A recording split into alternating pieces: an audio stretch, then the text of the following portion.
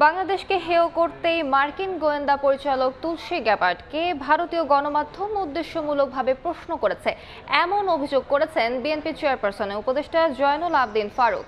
সাংস্কৃতিক দলের প্রতিষ্ঠাবার্ষিকীতে শহীদ প্রেসিডেন্ট জিয়াউর রহমানের সমাধিতে শ্রদ্ধা নিবেদন শেষে তিনি বলেন, 111-এর মতো বিএনপির বিরুদ্ধে ষড়যন্ত্র চলছে। সংখ্যালঘুদের ওপর নির্যাতন করে আওয়ামী লীগ দোষ বিএনপির ওপর চাপানোর চেষ্টা করছে। এ সময় শিগগিরই নির্বাচন দিয়ে দেশকে গণতন্ত্রের পথে এগিয়ে নেওয়ার আহ্বান জানান জয়নুল আবদিন ফারুক।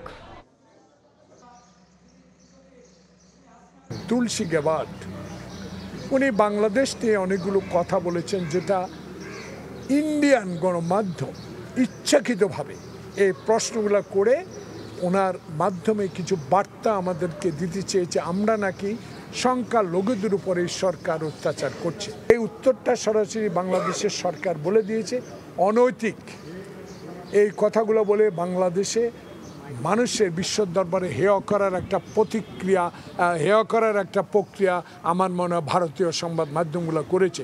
এটা ঘৃণাভাবে আমরা প্রত্যাখ্যান করি।